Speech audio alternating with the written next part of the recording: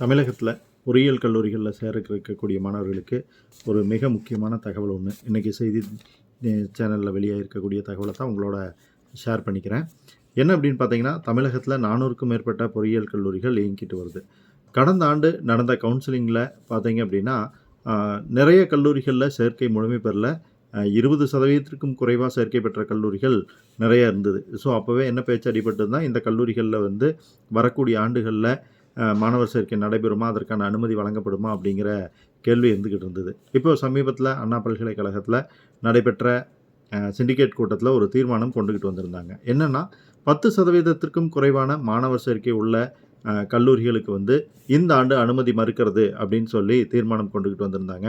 ஆனால் சிண்டிகேட் கூட்டத்தில் வந்து அவங்க அதை ஏற்றுக்கல. அதுக்கு பதிலாக என்ன பண்ணியிருக்காங்க அப்படின்னா, 5%க்கும் கம்மியாக மாணவர் சேர்க்கை இருக்கக்கூடிய 11 கல்லூரிகளுக்கு வந்து இந்த தடவை அனுமதி அளிக்கப்படல. அதனால் 11 கல்லூரிகள் வந்து கவுன்சிலிங்கிலிருந்து வெளியே போகிறாங்க. 11 இன்ஜினியரிங் கல்லூரிகள் வந்து தமிழகத்தில் மூடப்படுது.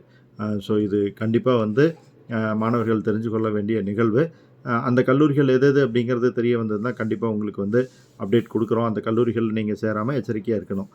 இது ஒரு பக்கம் மாணவர்களுக்கு அதிர்ச்சி அளிக்கக்கூடிய தகவலாக இருந்தாலும் கூட, இன்னொரு பக்கம் மகிழ்ச்சியான செய்தியும் வந்திருக்கு.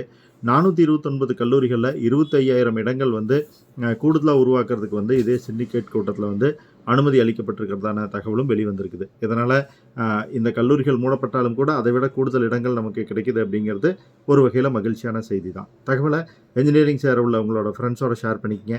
சேனலை சப்ஸ்கிரைப் பண்ணி சப்போர்ட் பண்ணுங்கள். Bye friends.